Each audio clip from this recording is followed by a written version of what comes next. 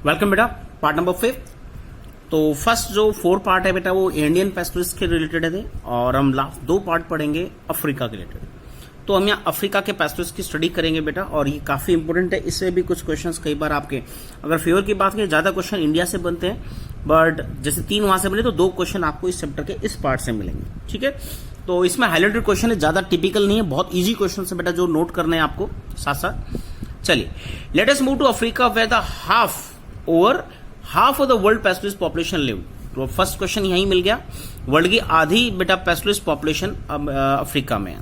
Even today over 22 million African depend on the some form of pastoral activity. आज भी बेटा 22 million people Africa में pastoral activity पे livelihood के लिए बिलोंग है, राइट, उस पर डिपेंडेंट है।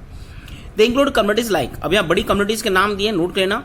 बदायूं जनजाति है बेटा, ट्राइबल जनजाति है। बर्बर्स, मसाई मारा, ये बहुत बार आपका डिस्कवरी वगैरह पे दिखा है इनका। सोमाली, सोमालिया से हैं। बोरान और तुर्काना लेक के आसपास है सेंट्रल अफ्रीका में।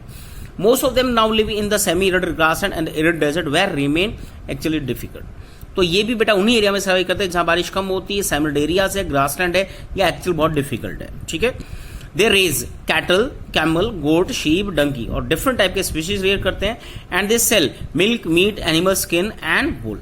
सम also earn through the trade and transport. कुछ लोग ट्रेड ट्रांसपोर्ट, जैसे इंडिया में हमने बंजारा पढ़े थे, तो यहाँ भी ट्रेड ट्रांसपोर्ट से भी ये थोड़ी बहुत अर्निंग करते हैं। इसको नोट करना, ट्रेड एंड ट्रांसपोर्ट। ट्रांसपोर्ट का मतलब है यहाँ से वहां सामान ले जाने के लिए बेटा लोगों से पैसे लेकर उनके सामान को ट्रेवल करते हैं। बंजारा भी हमारे इंडिया में इस तरह राजाओं को कई बार सर्विस देते थे, बड़े बड़े किंगडम्स को, आर्मी के लिए, अपने कहीं भी कोई बड़ा ऑपरेशन है बेटा, राइट, तो उनको यहाँ से वहां अनाज और सामान भेजना था, तो वो बंजारास की हेल्प लेते और ट्राइबल्स ट्रांसपोर्ट में हेल्प करते थे। ठीक है, others combine pastoralist activity with the agriculture. Still others do a variety of odd job supplement their more meager uncertain earning from pastoralism. तो कई लोग बेटा कई odd job भी करते हैं। odd job हम बात करते हैं जो मेन जॉब है उसके साथ साथ किसी और जॉब से अर्निंग रेज करना। Like pastoralists in India, the life of African pastoralists have changed dramatically. तो यहाँ भी लाइफ बड़ी स्केल पे बेटा पोस्ट कॉलोनियल पीरियड में काफी चेंज हुई। व्हाट आर द चेंज, पूरे चैप्टर में वही चेंज पढ़ेंगे। तो सबसे पहले यहाँ पिक्चर देख लीजिए, बड़ी सी पिक्चर दी है, सेमी एरिड की, आपको कैक्टस, छोटी झाड़ियां और ये चीजें दिखेंगी, और पीछे आपको एक बड़े पहाड़ दिखेंगे, वो दिख रहे हैं। चलिए, इसी का एक टॉपिक दिया है नीचे, view of Maasai and Kilimanjaro. सबसे हाईएस्ट पीक है किलिमंजारो बेटा, सेंट्रल अमेरिका में ये। तो मसाई एरिया है और पीछे किलिमंजारो बैकग्राउंड में। Force by changing condition the Maasai have grown dependent on the food produce in the other area such as maize meal. तो मेज वगैरह उगाते हैं थोड़ा बहुत ये, and rice, potato, cabbage. Tradition the Maasai frowned upon this. Maasai believed that the tilling the land of for crop farming is a crime against nature. अब देखिए बेटा, आजकल थोड़ी बहुत खेती कर रहे हैं, बट मासाइस के अगर व्यू बात करें तो इसको क्राइम मानते हैं नेचर के, हम खेती नहीं कर सकते हैं। ठीक है, नेचर जो खुद उगाता है वो एक्सेप्ट होता है, बट अपनी तरफ से खेती करना कहीं ना कहीं इनकी क्राइम कहलाता था। Once you cultivate the land it is no longer suitable for grazing. तो उनका माना था, जैसे ये ब्रिटिश का उल्टा था कि जहां ग्रेजिंग होती है वो कल्टीवेशन के अंडर नहीं है, तो वो कहीं ना कहीं उसको अच्छी लैंड नहीं मानते, बट यहाँ उल्टा है, यानी कल्टीवेशन करोगे तो ग्रेजिंग के लायक लैंड नहीं बचेगी। हल चलाते हैं बेटा, वो घास वगैरह खत्म हो जाती है, तो इनका माना था कल्टीवेशन से ग्रेजिंग लैंड खराब होते हैं, और ग्रेजिंग इनका मेन ऑक्यूपेशन था। चलिए आगे चलते हैं। नेक्स्ट बेटा यहाँ आपको मैप मिलेगा अफ्रीका का, और इसमें कुछ कंट्रीज मैंने लोकेट भी किए, दिख रहे हैं आपको, और यहाँ पे कुछ बड़े जो आपके पैसिफिक कम्युनिटी है उनके नाम दिए हैं। तो ऊपर से हम बात करते हैं, बेरबर्स, टोग्रिक, मूर्स, वर्डफर, फलानी, बदायूं, ये आपकी बेटा इंपॉर्टेंट है, इजिप्ट के हैं ये। ठीक है, बेजा, कबाशिक, डनकिन, सोमाली, जो आपके एग्जाम्पल दिया है। ठीक है, इसके बाद इस बीच एरिया में यहाँ मसाई एरिया है बेटा, मसाई दिया नहीं, पता नहीं क्यों नहीं दिया। तो डेमोक्रेटिक रिपब्लिक कॉन्गो, गरीब एक देश है आज का काफी, ये है। ठीक है, इसके बाद तंजानिया है, केनिया है, इनके बीच में आपकी यहाँ पे लेक भी है, लेक विक्टोरिया, इसी के साथ माउंट किलिमंजारो है। तो यहीं से 2 रिवर्स व्हाइट ब्लू और नाइल ओरिजिनेट होती है, जिससे नाइल रिवर बनती है। ठीक है, अब नीचे आते बेटा, नामा, जुलू, ओके, स्वाना और हेरेरो, ये नामीबिया आपका एग्जाम्पल आएगा बेटा, ये कंट्री नामीबिया, यहाँ डेजर्ट है नामीबिया में। ठीक है, चलिए अब आते हैं आगे, बाकी कुछ कंट्रीज आप इनको देख भी सकते हैं, लर्न कर सकते हैं। चलिए बेटा अब चलते हैं, we will discuss some of this change by the looking on the one pastoralist community. तो यहाँ मसाई जो कम्युनिटी है जो सेंट्रल अमेरिका में बताया था, उसके बारे में एग्जांपल दिया है। The Maasai cattle herders live primarily in East Africa, 3 lakh in southern Kenya and another in Tanzania. तो केनिया तंजानिया जो आज कंट्री है कभी इस जमाने में बेटा ये कंट्री डिवाइड नहीं थे और यहाँ फ्री बेटा ये मसाई एरिया में इस लेक विक्टोरिया के चारों तरफ सर्वाइव करते थे। और हम बात करते हैं इन दो कंट्रीज का एग्जांपल दिया केनिया तंजानिया इस लेक के साथ। तो ये बाउंड्री बनने के बाद बेटा कॉलोनियल पीरियड आया तो डिफरेंट कंट्रीज ने इनको ऑक्यूपाई किया, तो इसकी वजह से यहाँ बाउंड्रीज बनी और ये केनिया वाले जो है हम बात करते हैं पैसे जो मूवमेंट करते थे उनकी मूवमेंट बैन हो गई, उसी की स्टोरी दी है। देखिए so 3 lakh south Kenyans, another 1,50,000 in Tanzania. आज हम बात करते हैं 3 लाख केनिया में है और 1.5 लाख बेटा तंजानिया में। 1.5 लाख नहीं, ज्यादा है, हाँ 1.5 lakh. We will see how new laws और regulation took away the land and restrict their movement. तो कैसे इनकी लैंड छीनी गई, कैसे इनकी मूवमेंट रेस्ट्रिक्ट की गई, तो इसके बारे में पढ़ेंगे। This affect their life and the drought times of drought, they even reshape their social relation. इनके रिलेशन भी चेंज हुए, ठीक है, सोशल लाइफ भी काफी बड़ी स्केल पे बेटा इनकी चेंज होती है। चलिए अब करते हैं बेटा टॉपिक स्टार्ट इनका। तो where has the grazing land gone. अब क्वेश्चन आता है कि जो सब वर्ल्ड की सबसे बड़ी ग्रेजिंग कम्युनिटी है इनकी ग्रेजिंग लैंड गई कहां। देखो so one of the problem of Maasai have face is continuous loss of their grazing land. Maasai की सबसे बड़ी समस्या थी ग्रेजिंग लैंड उनकी खत्म होती गई। उसके पीछे रीजन क्या है देखिए। Before colonial time Maasai land stretch over the vast area north Kenya, steppes of North Tanzania in the late 19th century। तो केनिया तंजानिया काफी बड़े एरिया तक बेटा इनके एरियाज फैले थे, इसको मसाई लैंड बोलते थे। क्या बोलते थे? Maasai land. Then in late 19th century European imperial power scramble for territorial position of Africa. तो लेट 19th की बात कर रहे हैं, 1885 के बाद बेटा याद होगा आपको कार्विंग ऑफ अफ्रीका एक इवेंट आता है। तो बेटा यूरोप में बैठकर उन्होंने पूरे अफ्रीका को डिवाइड किया टेरिटरीज में, slicing of the region into different colonies. इनको अपने अपने टुकड़ों में बांट लिया उन्होंने। यहाँ 1885 वही दिया देखिए।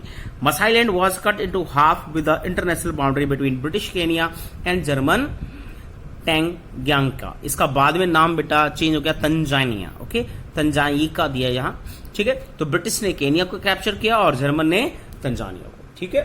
तो लंबे टाइम इन्होंने बीच में यहाँ इंटरनेशनल बाउंड्री बना दी। अब इनकी मूवमेंट बैन हो गई बेटा और दोनों साइड में हम कहते हैं कहीं ना कहीं इनकी लैंड छीनी गई, इनके डेली जो ट्रेडिशनल राइट है वो छीने गए। देखो subsequently the best grazing land were gradually taken over the white settlement and Maasai were pushed into a small area।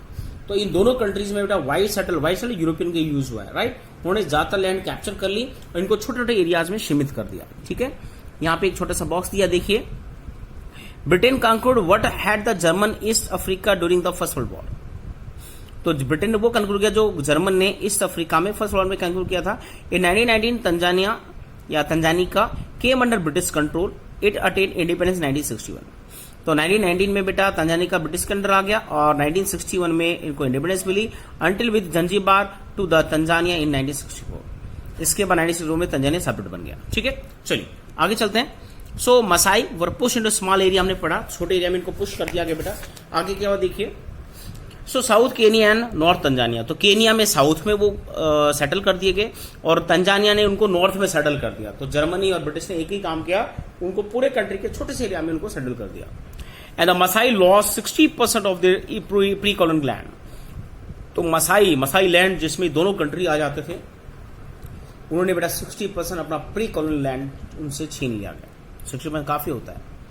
They were confined to arid zone with uncertain rainfall and poor posture। तो उनको बिल्कुल ऐसे area में lock कर दिया गया जहां बारिश बहुत कम थी। एरिड रीजन, सेमी नहीं एरिड में चले गए, डेजर्ट में। Sorry. From the 19th century, the British colonial government in East Africa also encouraged the local peasant community to expand cultivation। अब कहते हैं ब्रिटिश कॉलोनी ने बेटा वही इंडिया की तरह किया, यहाँ भी लोकल पीजेंट्स को मोटिवेट किया, इंकरेज किया कि कल्टिवेशन एक्सपेंड करे।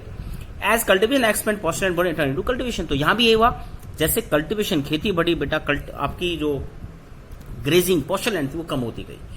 इन pre colonial time the Maasai pastors had dominate their agriculture neighbours and both economically and politically. तो हम बात करते हैं बेटा प्री कॉलोनियल टाइम में मसाई पेस्टर्स हैड डोमिनेटेड। इससे पहले हम बात करते हैं प्री कॉलोनियल, राइट। तो मसाई पेस्टर्स डोमिनेट करते थे एक्चुअल नेबर्स और economically. By the end of colonial rule the situation had reverse. Colonial period के बाद बेटा रिवर्स होगी, हम कह सकते हैं। Large area of grazing land were also turn into game reserve like the Maasai Mara and Samburu national park in Kenya. अब ये देश आजाद हुए तो बेटा आजाद होने के बाद ऐसा नहीं कि इनको ट्राइब्स को दे दिया गया। इंडिया वाला एग्जाम्पल हमने पढ़ा था। तो आजादी के बाद भी कहते हैं बेटा रिवर्स नहीं हुई ये सब चीजें। इनको कहने की हम बात करते हैं गेम रिजर्व में रूप में कन्वर्ट कर दिया गया। मसाई महाराज फेमस है, शंभू नेशनल पार्क शंभरू ये भी बेटा केनिया का फेमस है। And Serengeti park in Tanzania. तो हम बात करते हैं, दो पार्क है बेटा, इनकी लोकेशन प्लीज नोट करना एनटीएससी क्वेश्चन के लिए। फर्स्ट वन है मसाई मारा और समरू नेशनल पार्क, दोनों केनिया में है। और सेरेंगेटी, ये भी बेटा डिस्कवरी पे कई बार आपको नेशनल पार्क दिखाया है, ये तंजानिया के पास है। ठीक है, पैसोइस्ट were not allowed to enter this reserve and they could neither hunt or graze their any herds in this area.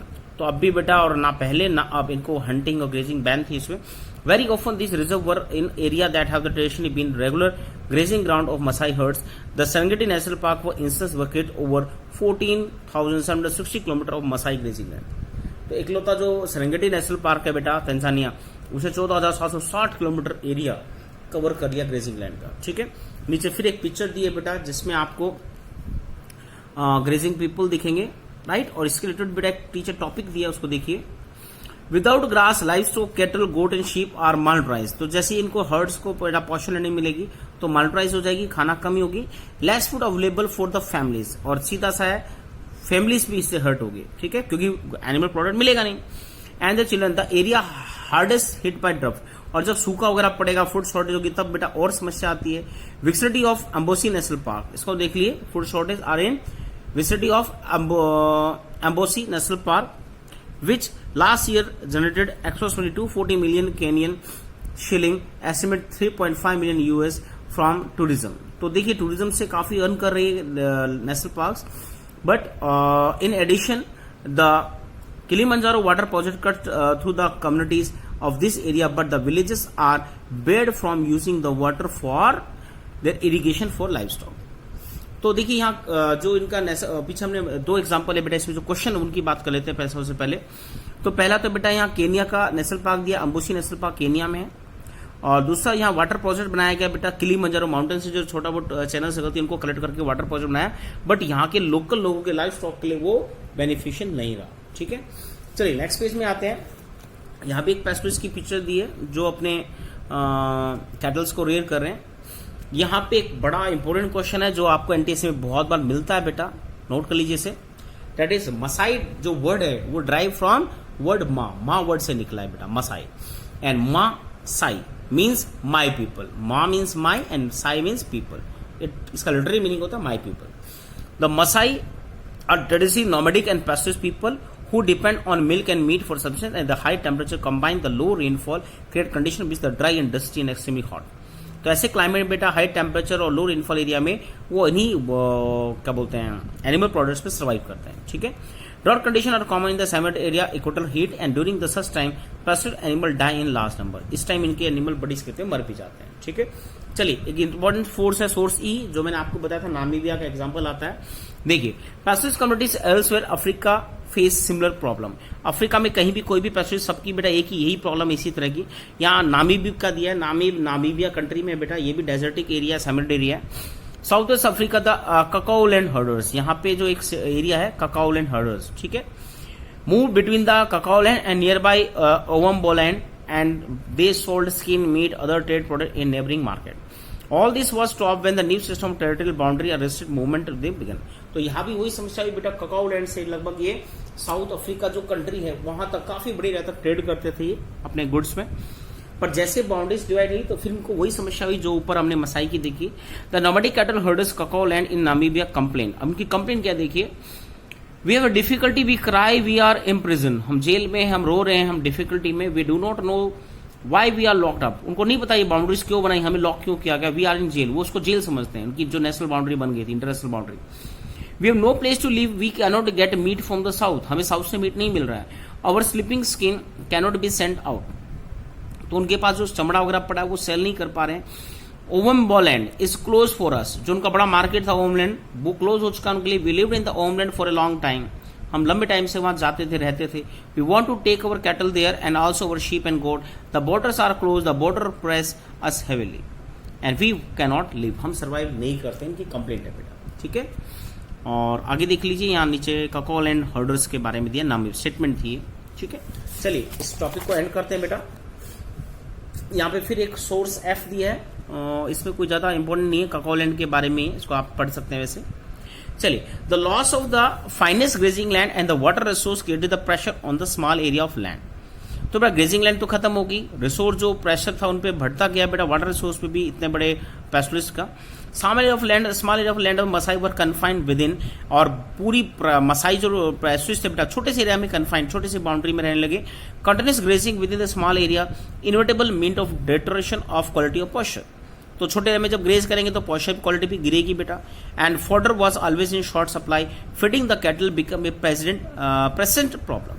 अब अपने एनिमल्स को फीड करना ये उनके लिए बहुत बड़ी समस्या बन चुकी है। ठीक है बेटा, चलिए यहीं और करते हैं। लास्ट टॉपिक आपको दिख रहा है यहाँ, बॉर्डर्स आर क्लॉज। तो बॉर्डर क्लॉज होने से उनने कैसे स्ट्रगल किया और पॉस्चर ड्राई होने पे कैसे स्ट्रगल किया, उनकी सोशल में जो उनकी रिलेशन थे उनमें कैसे चेंज आया, वो आपका नेक्स्ट टॉपिक होगा, उसमें पढ़ेंगे। ठीक है, थैंक यू।